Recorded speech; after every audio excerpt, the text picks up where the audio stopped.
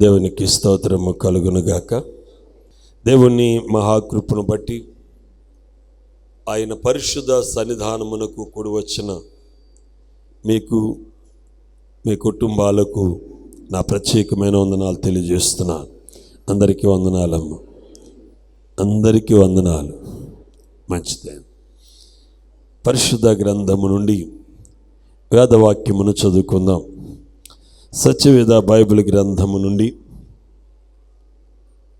పరిశుద్ధ గ్రంథము నుండి అపోస్తలుడైన పౌలు దెస్సలోనికైలకు రాసినటువంటి మొదటి పత్రిక.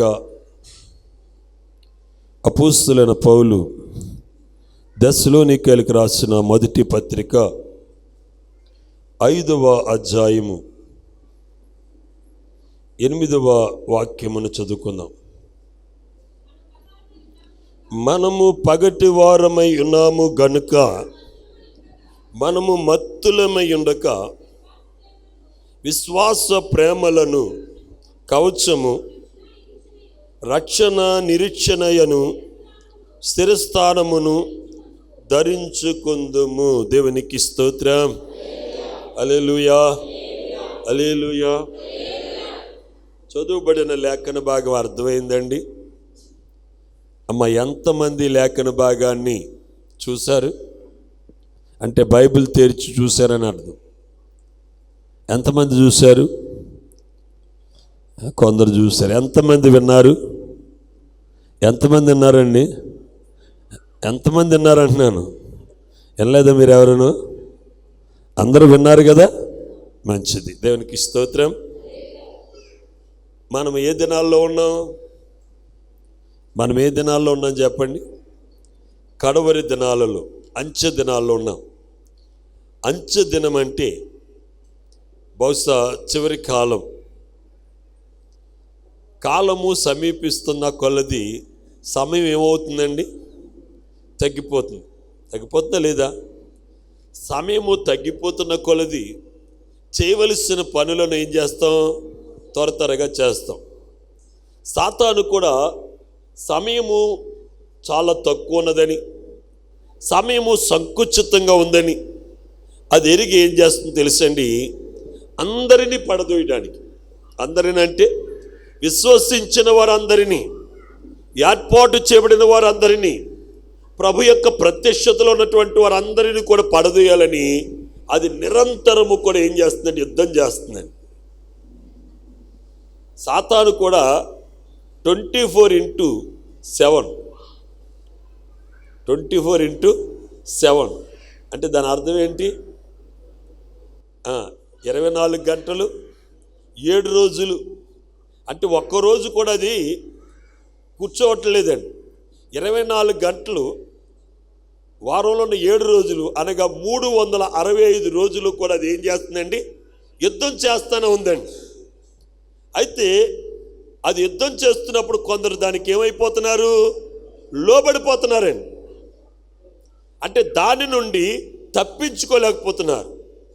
ప్రియ సహోదరి సహోదర, మనము ప్రభుని నమ్ముకోవటం, విశ్వసించటం, ప్రార్థించటం, భక్తి చేయటం అనే విషయాలే కాదు, సాతాను నుండి కూడా మనల్ని మనం ఏం చేసుకోవాలి? కాపాడుకోవాలి. సాతాను నుండి మనల్ని మనము రక్షించుకోవాలి. ఒక వ్యక్తి సాతాను నుండి ఎప్పుడు రక్షింపబడతాడనే విషయము అపోస్తలుడైనటువంటి పౌలు తన యొక్క పత్రికల్లో తేటగా మనకు తెలియచేస్తున్నాడు. ప్రియ సహోదరి సహోదర, అది యుద్ధం చేసినప్పుడు దానిని ఎదుర్కోవాలంటే మనం ఎలాగుండాలి, ఏ రీతిగా ఉంటే దాని నుండి మనం జయం పొందుతాము అనే విషయాన్ని ఇక్కడ దెస్సలోనికైలకు రాసిన మొదటి పత్రిక 5వ అధ్యాయము 8వ వాక్యములు చెప్తున్నాడు. చూడండి, మనము పగటి వారమై ఉన్నాము, మత్తులమై ఉండక విశ్వాస ప్రేమలను కవచమును, రక్షణ నిరీక్షణను స్థిరస్థానమును ధరించుకొందుము. గమనించిన ప్రియమైనటువంటి వాళ్ళని, యుద్ధానికి వెళ్ళే వారికి సర్వసాధారణంగా కవచం ఒకటి ఇస్తారు, నెత్తి మీద ఒకటి. ఈ రెండు చాలా ముఖ్యమైనవి.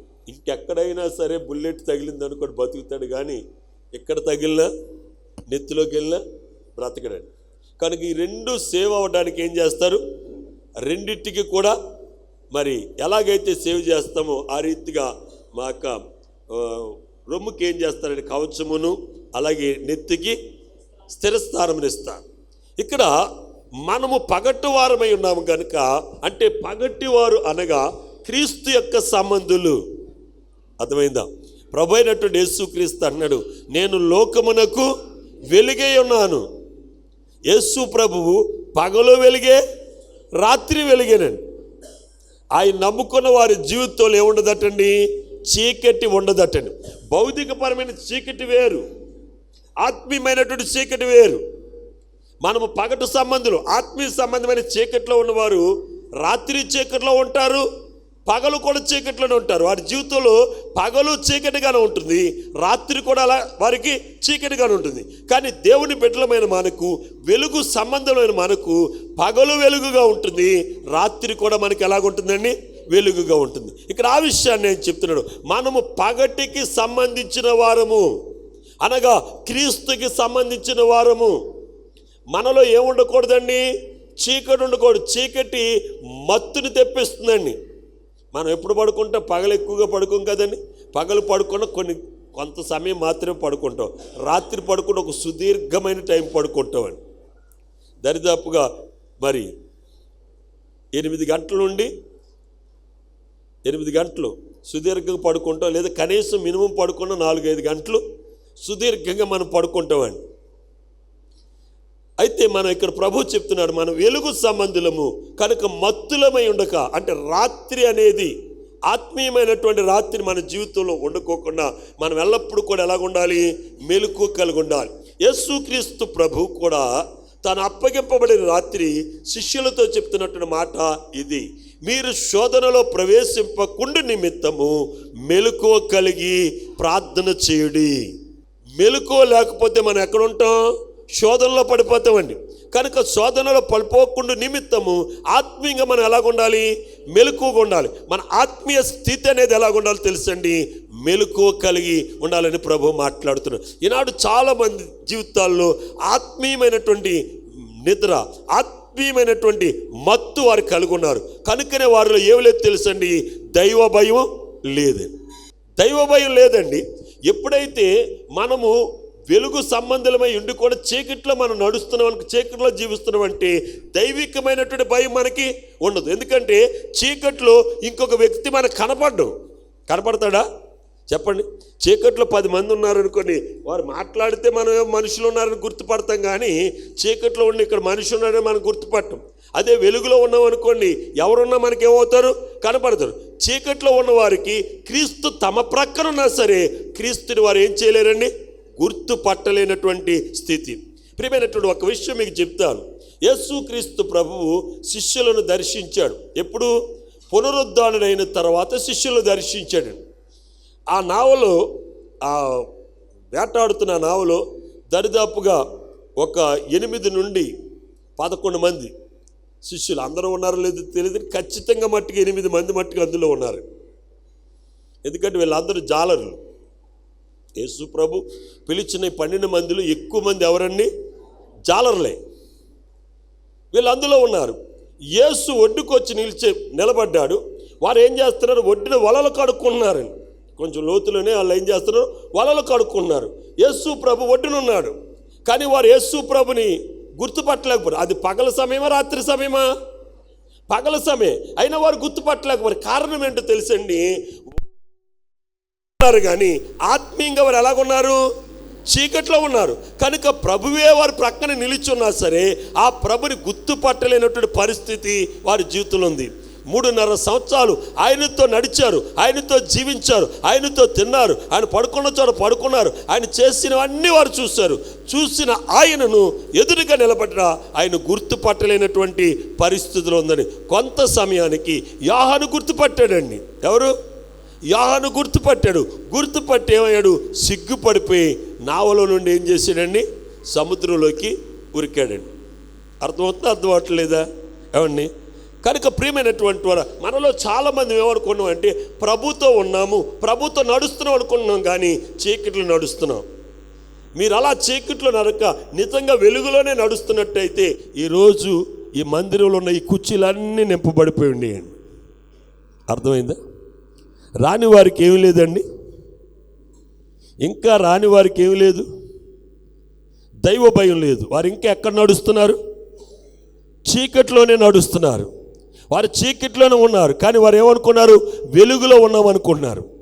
ప్రియ సహోదరి సోదరా, అపోస్తలుడైన పౌలు ఎంతో వేదనతోటి మాటలు ఎవరికి చెప్తున్నాడంటే దెస్సలోనికే రాసిన పత్రికలో దెస్సలోనికే సంఘానికి చెప్తున్నాడు.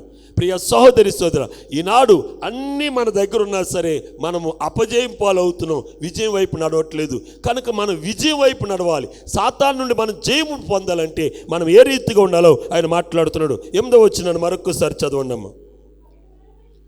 మనము పగటి వారమై ఉన్నాము గనుక మత్తులై ఉండక విశ్వాస ప్రేమలను కవచమును రక్షణ నిరీక్షణను స్థిరస్థానమును ధరించుకొందుము.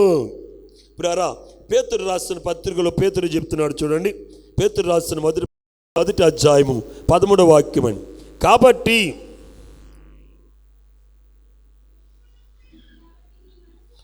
కాబట్టి మీ మనసును నడుము కట్టుకొని నిర్భరమైన బుద్ధి గలవారై యేసుక్రీస్తు ప్రత్యక్షమైనప్పుడు మీకు తేబడు కృప విషయమై సంపూర్ణ నిరీక్షణ కలిగి యుండుడి.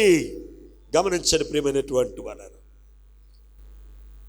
మన జీవితాల్లో దేవుని యొక్క వాక్యపు వెలుగులో ఉన్నామనుకుంటూ కూడా మనము చీకట్లో మనం సంచరిస్తున్నాం. కారణం ఏమిటంటే విశ్వాసం యందు, ప్రేమ యందు, మరి అలాగే నిరీక్షణ యందు కూడా మనం ఎలాగుంటున్నాం అంటే సంపూర్ణంగా మనం జీవించలేకపోతున్నాం. ప్రియమైనటువంటి వారా, క్రీస్తు యేసునందు ప్రతి ఒక్కరికి కూడా నిరీక్షణ కావాలి. ఎప్పుడైతే మనం నిరీక్షణ కలిగి ఉన్నామో సాతాను యొక్క మరి ఆ యొక్క శోధనల నుండి మన విజయాన్ని పొందగలుగుతాం. సాతాను అది చేయవలసిన ప్రయత్నాలన్నీ కూడా చేస్తుందండి. ఎన్ని ప్రయత్నాల ద్వారా అది మనల్ని పడగొట్టాలి, అన్ని ప్రయత్నాలు కూడా చేస్తుందండి. ఆఖరికి చివరి ప్రయత్నంగా అది ఏం చేస్తుంది తెలుసండి? యేసుక్రీస్తు యొక్క యాసాన్ని కూడా వేసుకుని వస్తుందండి. ఆఖరి ప్రయత్నం ఏం చేస్తుందండి? యేసు ప్రభు యాసం వేసుకొస్తుందండి. ఎందుకో తెలుసా? ఇక దేనికి పడకపోతే దేనికి పడతామండి? ప్రభుకి పడతాం. ఈ మధ్య బల్లాసాలు యేసుప్రభు యాసాలు కూడా వేస్తున్నారండి. కొన్ని రోజులకి గుండె మీద యేసుప్రభు బొమ్మలు కూడా పెట్టేస్తారండి. ఎందుకంటే అందరూ ఒకటే అని చెప్పడానికి. కానీ వాక్యం అలా చెప్పట్లేదు. దేవునికి స్తోత్రం. వాక్యము సూటిగా మనతో మాట్లాడుతుంది. నేనే దేవుడను, మరి ఏ దేవుడు లేడు. ఈనాడు లోకములో మానవుడు ఎన్ని ప్రయత్నాలు చేసినా సరే ఒక్క రోజున ప్రతి మోకాలు ఆయన నామములో ఒంగుతుంది, ప్రతి నాలుక ఆయన ఒప్పుకుంటుంది, ప్రతి ఒక్కరు యేసుక్రీస్తు ఎదుట రొమ్ము కొట్టుకుని ఒక దినం రాబోతుంది. దాన్ని మనం చూడాలంటే మనం నిరీక్షణ కలిగి ఉండాలి. ఈ అంచె దినాల్లో చాలా మందిలో ప్రేమ ఏమైపోతుందండి? చల్లారిపోతుందండి. ప్రేమ చల్లారిపోతుంది. ఎందుకంటే ఒక పక్కన దేవుని మాటలు వింటున్నారు, మరో పక్కన లోకములో చెప్పే సంఘటనలు కూడా, లోకములో చెప్పేటోడండి ఆ మాటలు కూడా వింటున్నారు. అవి ఆ మాటలు ఎలాగుంటే తెలుసండి, మనల్ని ఎంతవరకు కన్విన్స్ చేయాలో అంతవరకు కన్విన్స్ చేసేటటువంటి లోకంలో మాటలు. కానీ దేవుని మాటలు మనల్ని కన్విన్స్ చేయవలసిన పని లేదు. నిబ్బరంగా, సూటిగా, అధికారం కలిగినటువంటి మాటలుగా ఆయన మాటలు ఉంటాయండి. ఆయన మాటలు అవునంటే అవును, కాదంటే కాదు అన్నటువంటి. కనుక ప్రియ దైవ జనాంగమ, ఇక్కడ పేతురు గారు చెప్తున్నాడు, మనము నడుమునటండి దేంతో కట్టుకోవాలటండి? నిబ్బరమైన బుద్ధి, చంచలమైన బుద్ధి కాదండి. ఒక వ్యక్తి దగ్గర చంచలమైనటువంటి బుద్ధి ఉందండి. చంచలమైన బుద్ధి కలిగినటువంటి వాడు ఎలాగుంటున్నాడు తెలుసండి? గాలికి రేపబడినటువంటి పొట్టు ఎలాగుంటుందో, అది ఎక్కడ పడుతుందో, ఎక్కడుంటుందో, దాని స్థితి ఏమవుతుందో దానికే తెలియదండి. మనం ఆ రీతిగా ఉండడానికి దేవుడు పిలవలేదండి. ఎన్ని గాలులు వచ్చినా, ఎన్ని వరదలు వచ్చినా, ఎన్ని తుఫాన్లు వచ్చినా నిలిచి ఉండడానికే దేవుడు మనల్ని పిలిచాడండి. మనల్ని క్రీస్తు అనే బండ మీద నిలబెట్టడానికి ప్రభు మనల్ని పిలిచాడు కనుక ఆ బండ మీద నిలబడ్డ మనము తొట్టెలు పడిపోకుండా మనం ఏమవ్వాలి? జాగ్రత్త పడాలి. పౌలు అంటున్నాడు, నా విశ్వాసమును కాపాడుకుంటుని. మనం దేవుణ్ణి నమ్ముకోవటం గొప్ప విషయం కాదు, కానీ కడదాకా ఆయనలో కొనసాగటమే గొప్ప విషయం. ఈనాడు చాలామంది ఏమవుతున్నారు తెలుసండి? క్రీస్తులో నుండి జారిపోతున్నారు. జారిపోక ఉండు నిమిత్తమే పౌలు ఈ మాటలు మరి దెస్సలోనికీయులకు రాసిన పత్రికలు దెస్సలోనికి సంఘానికి ఆయన తెలియజేస్తున్నాడు. ఆయన ఏమంటున్నాడంటే, మనము పగటి సంబంధులము, అనగా మనము మరి రాత్రి సంబంధులం కాదండి, మనం వెలుగు సంబంధులం. మన క్రియలు కూడా వెలుగులో చేసే క్రియలు లాగే ఉండాలి. వెలుగులో చేసే పనులు వేరు ఏమండి, అవి ఒకటేనా? చీకట్లో చేసే పనులు ఎవడైనా వెలుగులో చేయగలుగుతాడా? చెప్పండి. వెలుగులో చేసే పనులు ఒకవేళ చీకట్లో చేయొచ్చేమో, కానీ చీకట్లో చేసే ఏ పని కూడా ఎవడు వెలుగులో చేస్తాడా? ఏమండి, దొంగతనం అందరూ చూస్తుండగా చేస్తాడా? చెప్పండి, చేయడు కదండి. మోసం అందరూ చూస్తుండగా చేస్తాడా? వ్యభిచారం అందరూ చూస్తుండగా చేస్తారా? ఇవన్నీ చీకటి క్రియలండి. చీకటి క్రియలు చీకట్లోనే చేస్తారు, కానీ వెలుగు క్రియలు అయి కాదండి. వెలుగు సంబంధమైనటువంటి వారు, మన పగలు సంబంధమైనటువంటి వారు కనుక మనం ఎలాగ ఉండాలి? విశ్వాస ప్రేమ. మనలో విశ్వాసం ఉండాలి, ప్రేమ ఉండాలి. చాలా మందిలో విశ్వాసం ఉంటుందండి, ఏముండదండి? ప్రేమ ఉండదు. అర్థమైందా? విశ్వాసం ఉంటుంది కానీ ఏముండదు? ప్రేమ ఉండదండి. కొందరిలో ప్రేమ ఉంటుంది, విశ్వాసం ఉండదు. కానీ మనకేముండాలి? విశ్వాస ప్రేమలు. విశ్వాస ప్రేమలు అనేటువంటి కవచం అండి. విశ్వాస ప్రేమలనే కవచం మనం ఎప్పుడైతే ధరించుకున్నామో దుష్టుడు వేసే ప్రతి అగ్ని బాణం కూడా అది ఏం చేస్తుందండి? ఆర్పేస్తుంది. దాన్ని చూడగానే తాకనైనా తాకదండి. సాతాను శక్తులు మరి విశ్వసించేవాడిని తాకనైనా తాకవాడి.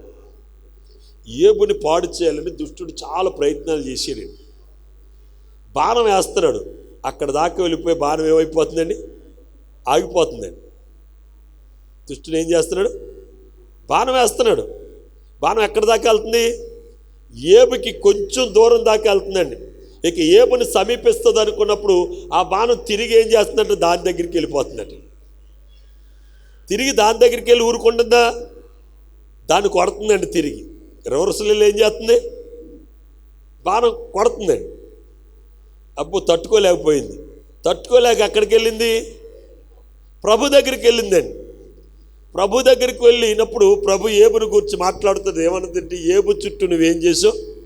ఎవరు లోపలికి పోకుండా బయటికి రాకుండా ఒక ప్రత్యేకమైన కంచెను వేసు.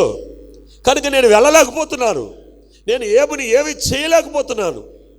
ఎందుకు దేవుడు ఈ రీతి అయినటువంటి కంచెను వేసాడో తెలుసండి. ఏబు ఎలాగున్నాడట? నీతిమంతుడై ఉన్నాడు, స్వచ్ఛమైనటువంటి బుద్ధిని కలిగి ఉన్నాడండి. దేవుని విషయంలో అచంచలమైనటువంటి భయం అండి. మామూలు భయం కాదండి. మనందరికీ భయం ఉంది. మనకు అనుకూలంగా ఉన్నప్పుడు భయపడతాం, అనుకూలం కానప్పుడు దేవునికి భయపడవాలి. అన్ని పరిస్థితులు బాగున్నాయి అనుకోండి, భయపడతాం. ఈనాడు ఇక్కడ వచ్చిన వాళ్ళందరూ కూడా మన సంఘంలో ఇంచుమించుగా 80% లేబర్, 20% కథ బాగున్నవారు. మీరందరూ పొద్దుటే 7 గంటలకు క్యారేజీలు చదువుకొని మీ భర్తను క్యారేజీ తగిలించి పంపేసి మీరు కూడా క్యారేజీ పట్టుకుని ఏదో చిన్న ఉద్యోగానికో పెద్ద ఉద్యోగానికో ఏదో పనికి మీరు వెళ్తున్నారు. 7 గంటలకు రోజు మనం పనికి వెళ్తున్నాం. ఎందుకంటే ఆ టైంకి మనం వెళ్ళకపోతే 7 గంటలకు వెళ్ళవలసిన 8 గంటలకు లేకపోతే 9 గంటలకు వెళ్తే యజమాని పనిలో పెట్టుకుంటాడా? ఏమంటాడు? ఈ రోజుకి వెళ్ళిపోండి అమ్మ, రేపు పొద్దురుగానే అంటాడు. దాని గురించి భయపడి మనం ఏం చేస్తున్నాం? వెళ్తున్నాం. కానీ ఇక్కడికి మనం వచ్చేటప్పటికి 8 గంటలకు ఆరాధన అంటే ఇప్పటికి వచ్చారు ఇంకా వస్తూనే ఉన్నారంటే దాని అర్థం ఏంటంటే దేవుడు అంటే ఏం లేదు చెప్పండి. మాట్లాడట్లేదు, గట్టిగా చెప్పండి. మీకు అంత ఎగ్జాంపుల్ చెప్పాను కదా నేను. దానికి మీరు టైంకి వెళ్తున్నారు, ఇక్కడికి వచ్చేటప్పుడు మీరు టైంకి రావట్లేదండి. ఈరోజు దీనికోసమే కదా, ఆరాధన కోసమే కదా మీరు ఏం చేశారు? పని మానేశారు. రాంబాబు గారు ఎందుకు మానేశారు? ఇవాళ ఆరాధన కోసమే కదా. పొద్దున పూట పనికి వెళ్ళారా? మరి 9:30 10ంటికి వచ్చారంటే మీరు అప్పటిదాకా ఏం చేశారు చెప్పండి? దైవికమైనటువంటి భయం మనకు కావాలి. ఒక పూట వంట చేసుకోకపోతే, లేకపోతే ఒక పూట భోజనం ఆలస్యంగా చేస్తే మనం ఏం సరిపోవండి. కానీ దేవుని దగ్గరికి మనం సమయానికి వచ్చి మనం ప్రయాసపడితే వాక్యం ఏమని చెప్తుందండి? క్రీస్తునందు మీ ప్రయాస ఎంత మాత్రము కూడా వ్యర్థం కాదు. మనం ఎప్పుడైతే సమయానికి వచ్చామో, దైవికమైన భయం ఎప్పుడైతే మనకుందో, దేవుడు మనం అలక్ష్యము చేయడండి. అయ్యో నా బిడ్డ నాకు భయపడుతుంది, నా బిడ్డ నాకు లోబడుతుంది కనుక నా బిడ్డకు కష్టం రాకుండా నేను చూడాలి, లేదా కష్టం వస్తే ఆ కష్టాన్ని తట్టుకునే శక్తి నేను ఇవ్వాలి. ఎవరు వాదార్చకపోయినా, ఎవరు తోడలేకపోయినా నేను తోడుండాలని ఆయన నీ పక్షముగొండి నీ పరిస్థితులతో ఆయన ఏం చేస్తాడండి? వ్యాజ్యమాడతాడు. ప్రభు మన పరిస్థితులతో వ్యాజ్యమాడుతున్నాడు, యుద్ధం చేస్తున్నాడు అనుకో, మనం ఏం చేయక్కర్లేదు, యుద్ధం చేయక్కర్లేదు, మనం టెన్షన్ పడక్కర్లేదు. ఒక్కొక్కటి దేవుడే ఏం చేస్తాడండి? వాటన్నిటిని కూడా సానుకూలపరుస్తాడు. తగిన సమయం వచ్చినప్పుడు శ్రేష్టమైన ఈవులతోటి ప్రభు మనల్ని నింపుతాడు. కనుక ప్రియమైనటువంటి వారా, మనకు పేతురు గారు సెలవిస్తున్నట్టుగా మనం ఏ బుద్ధి కలిగి ఉండాలి? చూడండి, నా మాట మరొకసారి చదవమ్మా. కాబట్టి మీ మనసును నడుము కట్టుకొని నిబ్బరమైనటువంటి బుద్ధి అండి. అటు ఇటు ఉండే బుద్ధి కాదు, అటు ఇటు ఆలోచించే బుద్ధి కాదు. నిర్భరమైన బుద్ధి కలిగి యేసుక్రీస్తు ప్రత్యక్షమైనప్పుడు ఆయన మన కోసము తీసుకొస్తున్నటువంటి ఆ కృప విషయమై సంపూర్ణమైనటువంటి నిరీక్షణ కలిగి మనం ఉండాలని పేతురు గారు కోరుకుంటూ ఉన్నారని. అలాగే పౌలు చెప్తున్నాడు, తెస్సలోనికైయులకు రాసిన పత్రిక 5వ అధ్యాయము 5వ వచనాన్ని కూడా చదవండి. మీరందరూ వెలుగు సంబంధులను పగలు సంబంధులై ఉన్నారు. మనము రాత్రి వారము కాము, చీకటి వారము కాము గనుక మనం ఎలాగ ఉండాలో తెలుసండి? అపవాది యొక్క తంత్రాలు ఎదిరించడానికి ఎఫెసీయులకు రాసిన పత్రిక 6వ అధ్యాయము 11వ వాక్యాన్ని చదవండి.